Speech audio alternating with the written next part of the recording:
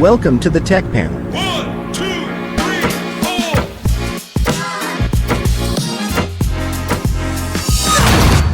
The podcast where tech minds meet.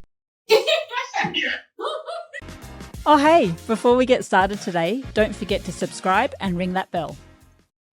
Welcome to the Tech Panel. I'm Arvin. And I'm Jamie. Today, I'm excited to introduce Matt Hollis, the CEO of Cloud Assess. Matt has a rich background in sales, marketing, and executive leadership across the tech and telecoms industry, where he's led a large international team and driven growth across a number of different sectors. Now, as CEO of Cloud Assess, he's turning his attention to workforce training, bringing a fresh perspective to help organizations upskill their teams in practical, hands-on way to meet today's business challenges. Matt, it's great to have you here. Let's talk about Cloud Assess. Walk us through what the product is and what tangible benefits it can offer to the market. Yeah, absolutely. And thank you for the lovely intro. So Cloud Assess is a learning management system, but one aimed at frontline workers. So, people on manufacturing lines, miners, people away from the desk, away from a computer that still need to, pop something up on a mobile, do a safety check perhaps before they start a piece of machinery and just keep working. So it's really designed to sort of help you stay in that flow of work. It's not about, go and sit at the computer, do that sort of old-fashioned e-learning. I mean, you can do that, but it's more about the little bits of learning, the safety, the compliance in the flow of working, which is really important today. You take it. Ladies first. Thank you. I guess going into the way that you created Cloud Assess, what specific gap or problem with traditional workforce training led the company to believe that there was a need for a platform like yours? Yeah, well, super simple origins. People use paper.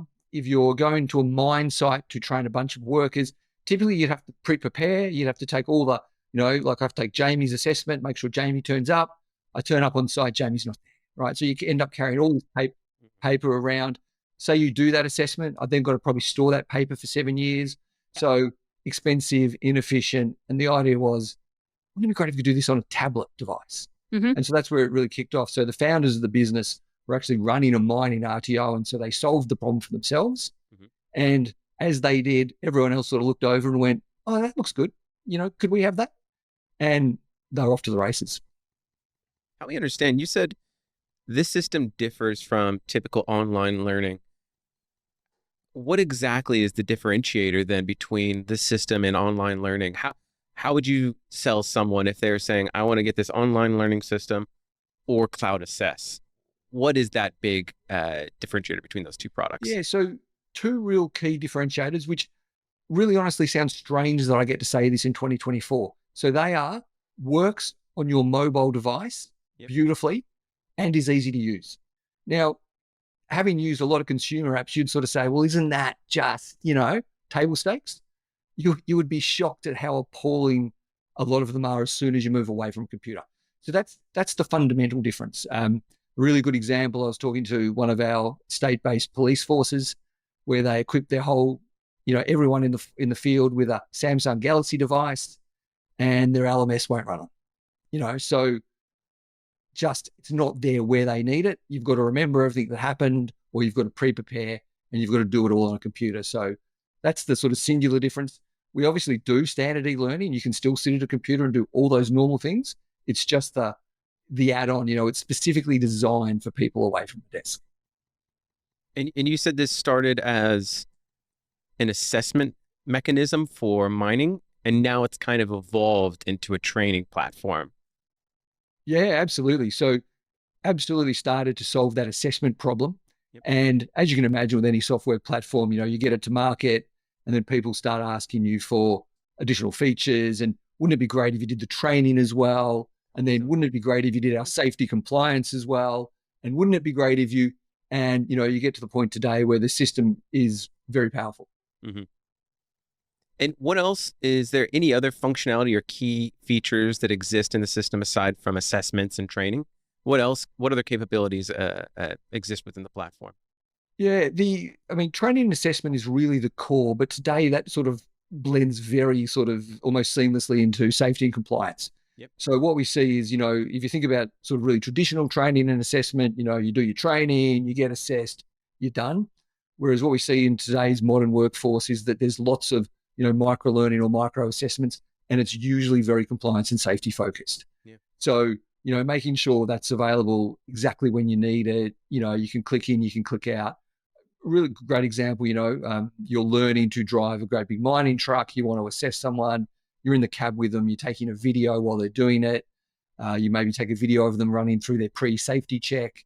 So yeah, just sort of making sure it's sort of very mobile and very modern.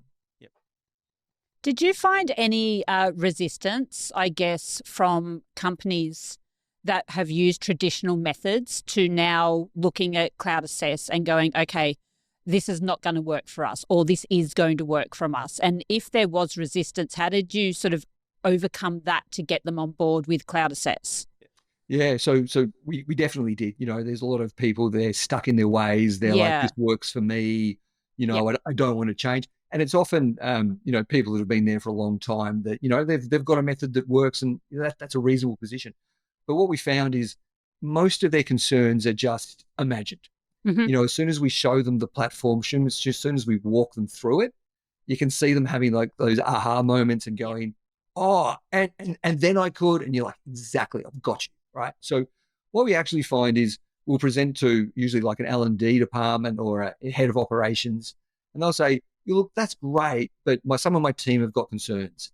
And so we'll usually say, look, bring them in for a wider demo. We'll, give us some of your content. We'll show them what it would actually look like in use. And it absolutely solves their issues every time. Once they see it and see how easy it is, I think they sort of go, yeah, okay, that's pretty good. Yeah, I get it now. Yeah. Yeah.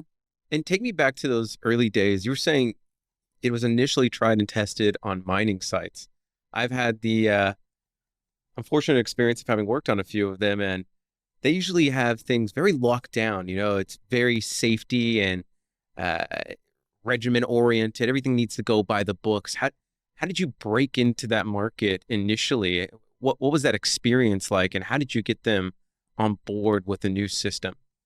Yeah, well, you're certainly right in that they're very locked down, lots of security requirements to get on board, and a reasonable amount of process and hoops to jump through. So,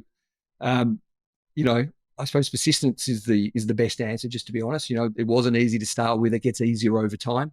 Mm-hmm. We're just going through the process at the moment of onboarding a large miner, and we can tickle the boxes. We can show them the history. We can say, hey, we know what IT requirements they're going to ask us for. We've got it all pre-prepared in a spreadsheet to send to them. You can ask us all these questions. Here's the answers. So I would say it's the things that everybody experiences dealing with large companies. Probably the singular difference with miners is that often they'll have areas where there's no Wi-Fi or internet connectivity. Right. So you've got to have an offline mode for them. Like if it doesn't work, doesn't have an offline mode, it's probably not very good. Yeah. And they'll be forced to go back to paper. Mm-hmm. And, when something's developed in-house, right, the way you develop a product is vastly different from if you had the foresight to know that this was going to be a marketed system that you're going to provide to external consumers. What was that evolutional journey like for the organization, moving from something that was developed in-house for your own business that obviously seemed like it added value to other organizations that immediately around you could see how great it was? What was that journey like, moving into the direction of monetizing it and becoming a secondary company, I imagine, off the back of what was originally designed for your company? Yeah. So, it's exactly as you imagine. The design of it tends to evolve. You start with a design product, in this case around assessment, highly focused, really targeted, sort of almost single use case. And then, like I mentioned, customers say, oh, if you could add the training, if you could add this feature, if you could add that feature. And so over time, you tend to get this sort of real evolution of product. Mm-hmm. And what we find, we're actually at the point today, 13 years later, where, we're due for a redesign. We've identified, like, if we built a product with all these features today, we would do it a little bit differently. In fact, we'd hide some of it. We've sort of got to the point now where we've got some real L&D experts using our platform, and they sort of demand, great power, great advanced features, really deep functionality. And then we've got other users that just say, I've just got a compliance problem that I need you to help me with. I'm not an L&D expert. Can't you just set it up for me so I can just start tomorrow? So we've got this sort of wide variety of use cases. So I think we're at the point early next year, we're going to start a little bit of a redesign project just to make it simpler for users, still with all the power there, but perhaps just a little bit hidden a little bit deeper so that advanced users know where to look. But if you've just got some simple problems, it becomes even easier than it is today to use. Maybe I got this wrong. I hope I didn't mishear you in the beginning, but did you say the company was originally designed as an internal tool on mine sites for a mining company then? So originally they were a mining RTO, so a registered training organization that delivered training to mining organizations. So they were, going on site to mines because they had paper and had to deliver it in person. Right. Yeah. So even for that company, man, again, like this is an RTO and now they're transitioning into a SaaS company, right? What was that experience like? Did it just fracture into two different businesses, or what happened there? Look, I wasn't around in those days, but I say it's a real testament to the vision of the founders. So Rob, who, was the guy with the mining RTO, had this, he had the idea, and luckily he just happened to know a really great developer called Andrew who lived right near him, and they got together, they talked about it, cooked up the idea, and, as the sort of the law goes, Andrew spun up version 1 really quickly. They went off to the RTO conference, sort of national conference, to show other people, to sort of say, is this a business? And immediately people said, yeah, great, love it, I'll sign up. And they were off with their new business. So yeah, pretty quick to success from all reports. It's, we've spoken to quite a lot of CEO and business leaders, and there is always that similar narrative, how this sort of thing happens, how, an ideas person will get with a good developer that works well, and it just goes. Yeah. Like it just goes.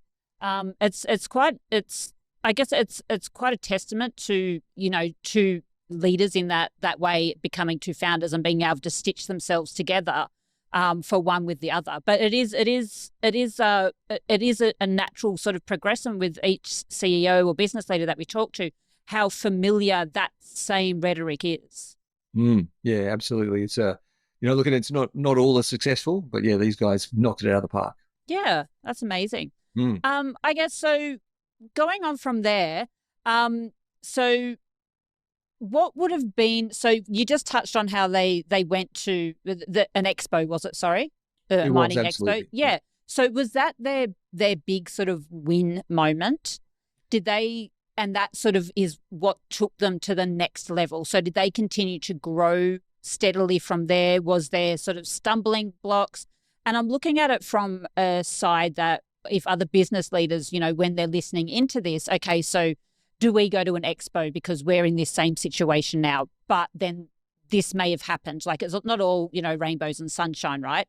Yep. So what was that big sort of win moment that really got them over that hurdle and onto the trajectory that you are now currently on? Yeah.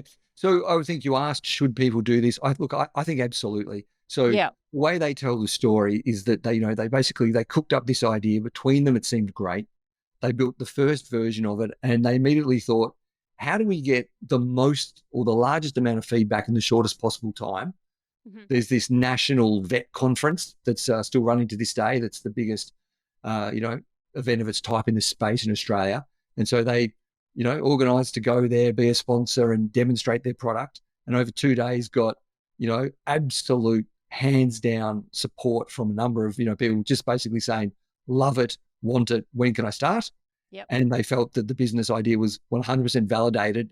Like I said, they were literally kind of in a flap then saying, right, now we've got to actually deliver it to customers. Yeah, now we've got to do it. Yeah. Yeah. Okay, interesting. I wonder, do you encounter a lot of resistance today? I am seeing a lot on the news, especially with the younger generation, a lot of friction against traditional training models where people are sort of placed in front of a screen and someone just sort of is talking and then they're evaluated on their ability to retain that information. And that's sort of the skills assessment. Do you find that there's anything inhibiting the way that you measure people or younger audiences today, or people with, like, say, ADHD or things along that line? Yeah, look, I'd say if you take a really boring, and I'd say the way you described it is a really boring, old-fashioned way to deliver it. If you take that approach in a one-size-fits-all, yeah, absolutely, you're going to really struggle. And I think, that's where people that they don't have the experience of how to make it work, where we can really help. So what we know through 13 years of experience is, you can't take a one-size-fits-all approach, and you need to have a tailored approach. You need to understand why you're doing it. You need to educate your learner and say, you can't just say, hey, you have to do this, because obviously you get terrible results. You've got to educate them. You've got to show them the benefits, and you've got to show them, you're telling me you want to get to here in your career. Well, this is a step on the path. So, that's kind of the absolute minimum you've got to do. And then you've got to look at the person or the people you're training. What are their learning styles? How do I make it engaging? And if really your whole model is you sit in front of a screen and then, tick some answers, I'd say that's very weak. That is not best practice. Best practice is, customizing the training assessment to the role, making sure there's some real world hands-on experience in there that's been recorded, and assessed. So yeah, you can do it in really engaging ways today. Absolutely. Does your system provide guidance or coaching to these people before they upload the content onto your system to be evaluated against? So our system doesn't, but our team does. So we've got a customer success team that are all deep experts in this area, and we work very closely with our customers. We have a very high touch customer success model where every customer has a 4 weekly meeting or once a month meeting with their customer success manager who, analyzes their data beforehand and sits down with them and says, right, I can see this is working. I can see this is not working. What else can we help you with? So there's that constant coaching. We also have a fairly deep onboarding process where what we talk about is, I've seen some organizations, you sign up, you get your 30-minute brief, and then they kind of rub their hands and move on.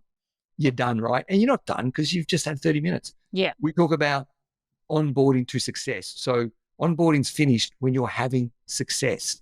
Yeah. So, we've got some really large customers doing really large rollouts. That can take 6 to 9 months because, the project's enormous, but we stick with them through that process to make sure they get to success. And we just think it's critical. We've got the expertise to help them make their project work. Why wouldn't we? Yeah. And I was just looking at your website a moment ago, and I'm seeing some pretty big names in there. We've got Queensland Rail, McDonald's, among others.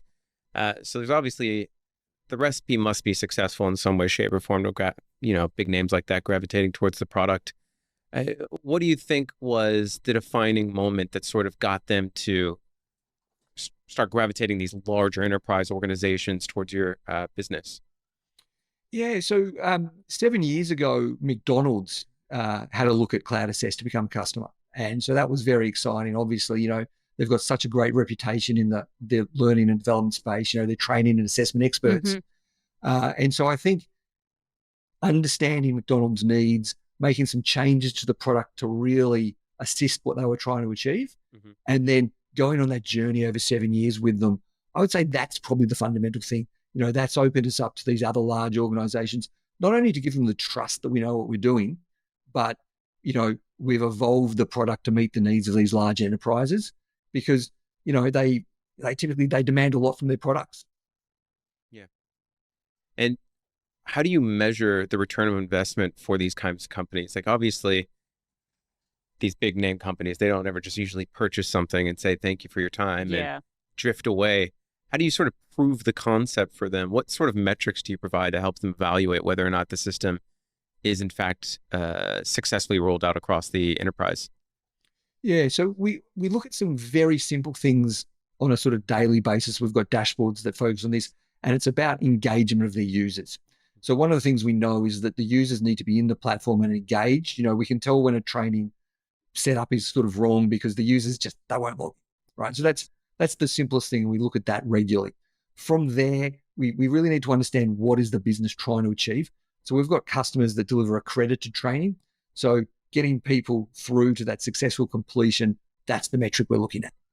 So, that's like in those monthly meetings, we work with them, we look at that data, we talk to them about what we're seeing, they talk to us about what they're seeing, and it's sort of this ongoing conversation. In other businesses, it can be more around safety and compliance. So what they're looking for is, say, percentages of staff that have completed it within a period, that type of reporting. Skills matrix is actually a really big thing. So one of the things we see today, particularly in large workforces, whether it's a mining company or a manufacturer, but they want to know that they've got the skills in their organization that meet the needs for what they're trying to achieve. So, whether that's, do I have the right people rostered on with the right qualifications? Do I have the right person with the right, health and safety? So to oversee that, do I have the first aid people? And to be able to see that in a sort of dashboard, and potentially to see it on a dashboard per office, per group, per business division. So that's a key reporting metric that is becoming more and more popular. You talked about having the necessary skills on the job. Do you think ineffective training programs historically have sort of exacerbated the problem of the labor shortage that exists within the Australian market? Yeah, that's a really good question. It's kind of hard to say, but I'd say the count is definitely true that effective training will resolve it. We've seen there's, the government tends to fluctuate its funding for these areas for skills-based training. We know we've got shortages, in people to build houses and that sort of thing. So look, it's an area that we need to do a lot more work in. Yeah. I would say as an industry, it's pretty well understood what needs to be done in terms of how to deliver effective training and assessment. So, a little bit more funding, a little bit more desire from the government perhaps could really push it along. Yeah. Sorry, I was scratching my head. Oh no, I thought you had a question. I was like... Putting up my hand. No. Continue with your line. So the question I always have is a problem that I personally have encountered when trying to manage training in an organization, especially one that's across multiple countries, is the ongoing maintenance, right? Because our everything seems to be changing these days. I mean, a couple months ago, what was AI? It felt like, and just like that. It now felt so foreign and scary and unknown, and now we all, probably nearly everybody in a business is relying on it in some way. I do. Yeah, absolutely. And when it comes down to training, like it's no different. It's like you're constantly trying to keep your workforce upskilled and at a nominal level that makes them. I just lost my train of thought there. Hold on. Where was I going with this? I was going to say, well, if I could jump in, if you're okay, I think what you're saying is there's a lot of maintenance to keep really good training and assessment going. That's it. And I'd say you're 100% correct, right? Like it's not a trivial thing that you just go, oh, I'm going to allocate, an hour a week to it. It does require investment. And I think that's really important. We are doing a lot of things to try and alleviate that burden for people though. Yeah. So we have a lot of automation and workflow in the platform. So you can build up what we call a learner journey, and you can kind of get it started and the learner can run through their journey in an automated fashion. We also provide a lot of compliance content and training content for people. So, a lot of people that come to us and say, I have this problem and I need to do these, these very specific things to meet my obligations. We say, great, we've got a marketplace. You can just go in, you can download those. You could start using them tomorrow, or you can even just customize them completely to your needs, but just to try and remove that burden. We also try and do a lot of content creation for our customers as well to help them out. We understand they're very busy. Often they know what they need to train someone on, but they don't have the e-learning package, or they don't have it structured in the correct way for their organization. We've got a team of L&D experts that can design that for them and, really get them to success faster. Something really stood out to there. Oh. We're going to pump the brakes for a moment. Are you saying customers obviously have this mechanism, which is your platform, to develop their own training regimes for the organization, but you're also saying if there's something new that comes out, there's a potential that your organization has already created the training materials and they could just buy that package and plug and play? So download it for free even. That's pretty cool. That is very cool. I don't think anyone's doing that right now. You usually have to pay for a whole bunch of stuff, different platforms. Yeah. Yeah, it's a key area of development for us. We're partnering with industry experts who are often our customers that are, they're the industry expert in delivering the training, whether that's, an NDIS training or, manufacturing or even just generalized health and safety. And so we partner with them because, we like to work with the experts, and then we can pop up on our platform for free. Sometimes it's, available for a paid fee, potentially if the people that created it, you know, it was so good and we took it from someone else who created it and allowed them to monetize on our platform. But we've got about just a little over 1,000 courses available for free at the moment. That's really interesting. This is something that, because a lot of these companies out there treat their training almost like their IP, and they never want to share that information. Are you also kind of saying that these companies can host whatever training they want for public use as well, and that other people can just like plug that into their own company? Yeah, absolutely. Yeah, we have a marketplace where that's possible. It's a key area of expansion. Like we've been getting absolute request after request for it, so we've got a big sort of expansion program for next year around the marketplace. We've been talking to everybody, like I said, from, you know, the industry experts, but also to people that might be, say, just an expert in L&D. You know, so what we want to do is we want to put courses up, not just for, say, the staff members of the organizations that are buying our product, but for the people that are running our product might want to deep dive into the latest techniques for doing a specific type of learning and assessment. And so we want to make that content available for them as well, because we see that if we can make our customers or our sort of admin power users that are delivering this training, if we can help to make them better, well, then we make the training and assessment that they deliver better, and everyone wins all the way down the line. That's pretty cool. Have you heard anything like that? No, I haven't. No. And like, I'm actually a little bit like, I'm shocked that it's just there and available. Yeah, absolutely. And why hasn't it been before? Why haven't I heard of this? It's kind of something I'm really interested in. I feel like most people just, as soon as they start a business, they all go through the same growing pain, which is, now I've got 1 billion hours of content I've got to record to train all my new staff. You're essentially saying, well, you could do that if you want. We've got a great platform for it. Or you can just buy and or download for free what great looks like from some of these other really awesome organizations that we've partnered with. Yeah, absolutely. Yeah. And look, you know, I would say it's We're almost impossible. Yeah. Well, you know, the bad news is it's almost impossible to do a really great job of training assessment just using off the shelf content. You know, we sort of look at it as we get you started fast, we get you going, we get you some results, but we are going to work with you to help you deliver your own, to help you create your own, to help you customize, because we just know that that'll get you a much better, you know, experience and a much better outcome over time.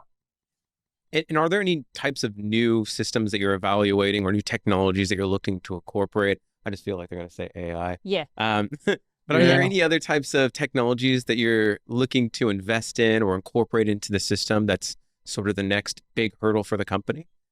Well, I'm gonna go for a couple of things. I'm gonna try and not say AI. Okay.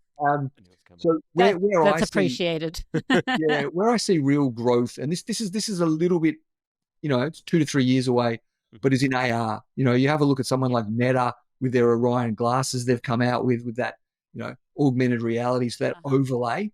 We see that, you know, when you talk about training in the flow of work, the ability to have a pair of glasses on as you walk up to a piece of machinery, you know, it checks and says, you haven't done your refresher training. You're going to need to quickly do this 5-minute bit of micro learning before you can jump on it. Potentially it flags you a safety checklist you've got to run through and just steps you through it.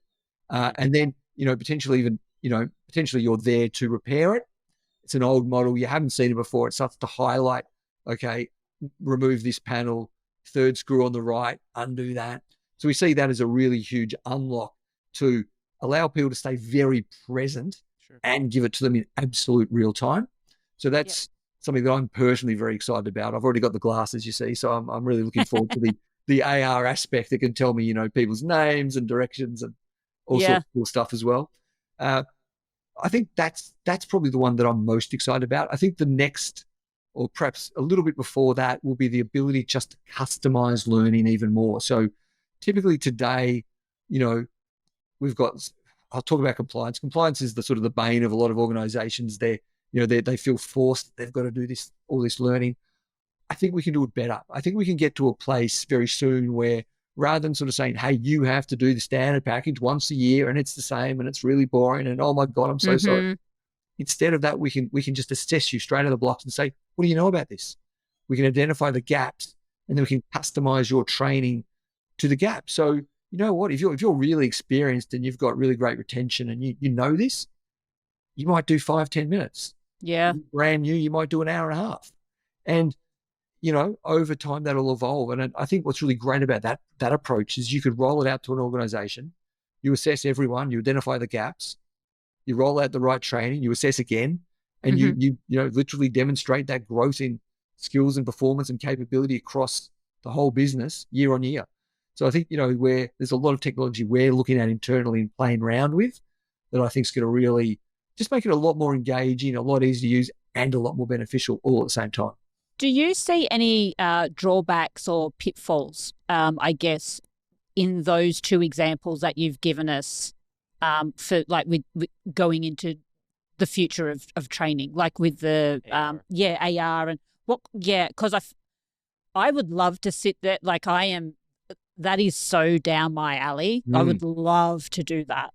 I'm actually imagining it's got to be pretty cool. Well, actually, truth be told, my mind went to a dark place when you were like, we could use AR with our companies. And I was like, helicopter safety in Queensland Rail. Yes. It just turns around and a train hits you. It's like, look both ways. Yeah. You should have listened to the ding, ding, ding, ding, ding. I don't even want to go touch on the helicopter blade scenario, but yeah, well, I guess like what are some of the drawbacks or the hurdles that you sort of anticipate might come up with that?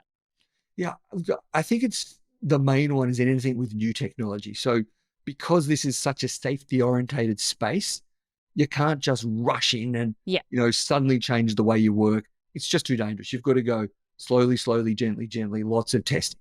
So to me, that's the key. We'll be looking to pilot this with some very sort of select organizations, potentially, a small subgroup within that organization, ensure it's really well tested and then go a little bit wider and then a little bit wider.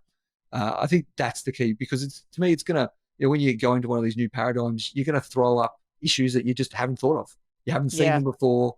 And so you're going to have to be very careful. So that's our approach. I think just the space we play in, we have to be a little bit cautious, but I think that's key. And I think if we do it that way, we also win the trust of these large enterprises that are, customers today. Yeah. I'll be honest with you. You look like you're brewing. I was. Yeah. I was consistently, my mind kept going to the AR scenarios and the types of challenges that you would be experiencing here. I was wondering, how do you even begin to ensure there's accessibility to these technologies? There's usually a high price tag that's associated with them. Not everyone owns it. And then does it become something where you're saying you as a training organization need to have like 15 or 20 AR headsets at all times to train people? And it's just sad, I guess, because there's probably so many amazing ways we could be training people right now, but we're kind of limited by this screen or this one. That's I know. No, absolutely. And look, while I'm not a particular fan of, Meta or Facebook or any of those sort of things, I do love the work on the serious amount of money they're investing in this space. And I think that's where it needs to go. It can't be that Apple device that's $3,000 that makes you look like a space cadet. It needs to be a pair of glasses that look like, what have they got? They've got Ray-Bans at the moment. They look pretty cool. It needs to look like that. It needs to be, a couple of $100s.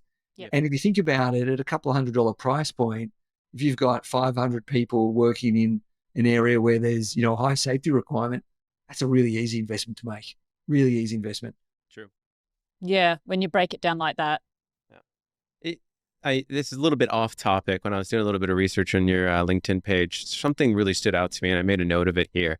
You said you've spoken about the importance of empowering your team to take risks and learn from mistakes. I'm curious how you foster that kind of culture. How do you encourage people to adopt that mindset when so many of us are, even based off of the back of your technology from a compliance perspective, are always risk adverse? Yeah. Look, I think very first, you've got to demonstrate it. You can't ask somebody to do something if you're not doing it yourself. So you've got to, you've got to live it. Luckily, I love learning new things. I do like pushing the boundaries and, but my sort of sense is if you're not making mistakes, you're just not trying hard enough, right? Like you're being too safe and too conservative. So you do need to push it a little bit. Now, you've got to know which industry you operate in. You've got to know where is it safe to push it and make a mistake? Where is it not? That's really important. But once you've got that sort of laid down, I think with staff, typically it's encouragement, right? It's showing them that you're prepared to do it. it's celebrating it. I love celebrating someone's mistake because people sort of look around and think, is this serious? Are you right? And when they realize, oh no, he's he's actually serious, people get on board. Now it takes time. It's not, you can't just ask people to turn it on, but by demonstrating it, by celebrating it when people do sort of push themselves and make an error, people tend to come on the journey. And so, I love it. And it's just always so pleasing when someone comes in and says, right, I stuffed this thing up. I'm really sorry. Here's how I'm going to solve it. And I'm like, I'm just holding my back from like throwing out a I big can punch. actually tell how much you are invested in this. And because your face has completely lit up talking about this. Yeah. I'm an absolute nerd for culture. I think it's so powerful. And I'm a little bit obsessed by it. I've been super lucky to work at a couple of really fast growing tech companies, in Pipe Networks and Vocus, where, so like at Vocus, I had 3 staff when I joined, and 8 years later, I had 550 staff. And you kind of realize really quickly that if you don't have the culture right, you are in so much trouble. So absolutely. Yeah, look, I think I've seen the power of it, and I'm exceptionally passionate about it. Yeah, you can see it. Yeah, absolutely. And would you feel comfortable sharing a mistake with our audience that is something that is in line with the topic that we're sharing right now? Yeah, absolutely. I didn't prepare one. What's a good mistake that I've made recently? Probably a really good one that I made fairly recently was just in an approach to a staff member. So one of the things, like I said, I'm trying to push people. I'm trying to get them into that zone where they're prepared to make, an error. Typically that, like I said, that requires encouragement, but sometimes you've just got to give them a little bit of a push as well. And you really try and balance that. It's that sort of motivation and, impetus behind them. And, very recently I got that wrong. I was trying to encourage someone to push it, and I realized, right, hang on here. They're super uncomfortable. I can see they're a little bit stressed, pump the brakes. And I had to sort of, really reverse it, even apologize. And I actually just pulled them aside and sort of had to say, look, what's going on? And look, it turned out they did have something pretty serious happening in their personal life. And it absolutely was not the right time to sort of, push them for that extra 10%. So, perhaps if I had been on it a little bit more, I could have picked that up a little bit earlier through the, some cues. But I think I was just a little bit excited, and I sort of pushed on. And then as soon as I saw that, I was getting the wrong signals, I turned it around pretty quickly. In the spirit of openness, I'm a huge advocate for being open with people about the things that you do wrong. I think everyone learns infinitely quicker when they learn about the things that are well-defined mistakes that I always tell people, for every mistake that you identify, you've essentially narrowed the risk of that mistake being a recurring theme that occurs. Yeah, that's exactly right. Everyone knows what you want from them, but so many people are afraid of, or on the line, or tap dancing around the idea of like, what exactly is it that I cannot do? What are the boundaries here between what your expectations are of me and what I'm free to do? So I love the fact that you're open with people making mistakes and giving the freedom to explore and drive innovation within the company. I think it's a really great culture to drive. Yeah, well, it's also fun, right? Like I think for me personally, if I was constantly worried about making mistakes, it was still paralyzing. How do you get things done? How do you keep moving at pace if you're constantly worried about it? So I think letting that go is really freeing. And as long as you understand, where's the line? What are the mistakes that are going to be career ending? Identify those, stay away from them, but understand which ones aren't. And like another area I'm really passionate about is risk assessment. So I think a lot of people in this world are really bad at risk assessment. They don't understand probability very well. They'll get really worried about the wrong things. A great thing is, people are scared to swim in the ocean, going to get attacked by a shark. You're much more likely to die driving your car, right? Yeah. So the ability to do really good risk assessment, I think, also frees you up and allows you to sort of understand, well, the risk here of actually making an error is not that bad. I can really push it. The risk over here is horrendous. Do not push a single thing. Yeah. So just having a really good think about that, and perhaps it's something we should teach better in school. And it doesn't seem to be something that's universally taught. Yeah, I agree. Yeah, I think like I'm just like staring into space, thinking of it isn't universally taught. Like I really don't think it is. No, definitely not. And I am still to this day definitely afraid of swimming in Australian waters. I didn't have this problem in any other country, for the record. Yeah. Really though? I feel like every time I turn on the news, it's Shark Week. Yeah, we don't help ourselves there. We do bang on a bit about it here. So yeah. We do bang on about it, don't we? It's on the news every time I go to the beach. It's like a helicopter, and it's like, look at all these sharks next to these swimmers. I'm like, But they're normally fine. Yeah. You need to go to New Zealand. There's nothing in New Zealand that wants to kill you. You'll be fine. Yeah. That's so true, isn't it? Wait, what? There's nothing that'll kill you? Nothing in That's New where Zealand. the great whites are. I feel like this is a different platform. Yeah, it's probably the wrong form for this. Let's talk about this later. Yeah. We've quickly identified why we're in tech, I think. So yeah. That's it. You did there. Touche.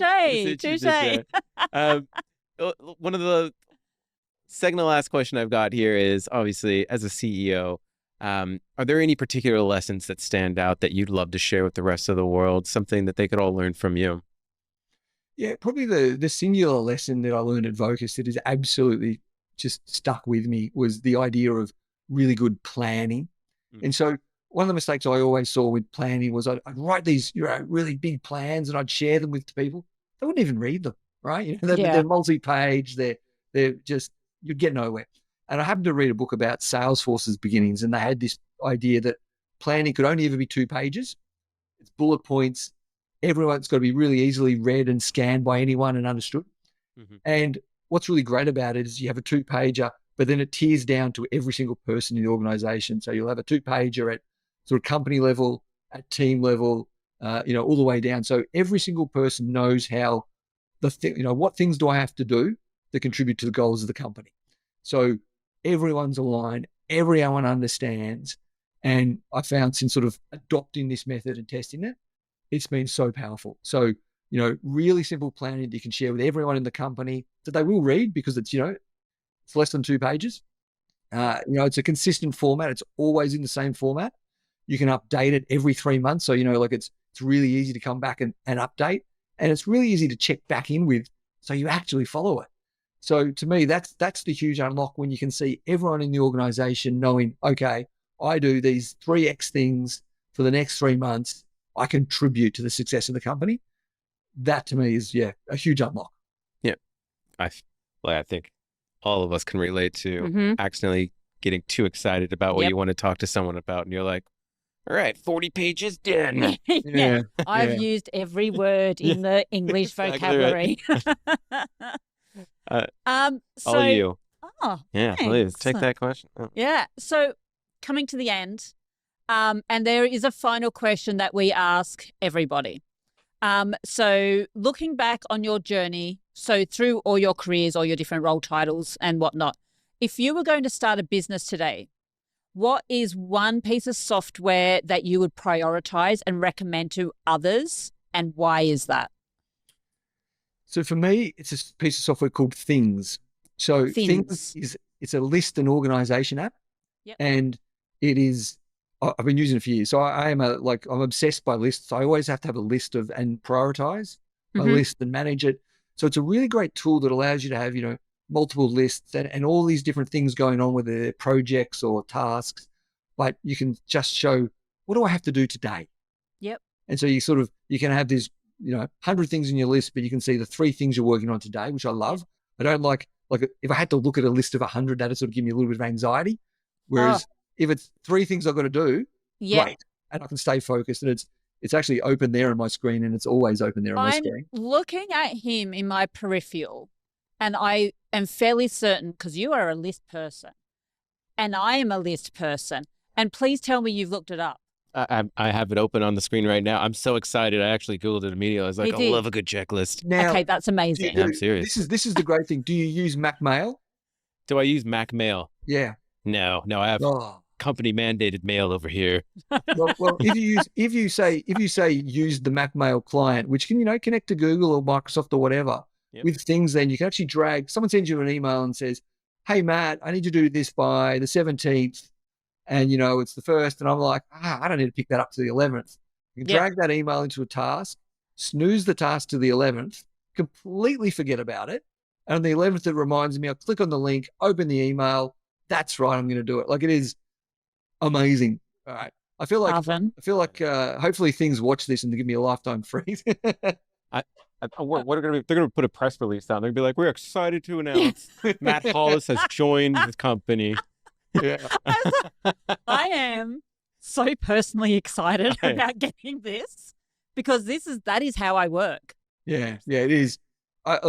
It's the one piece of software. Like it's beautiful to use. It's so well designed.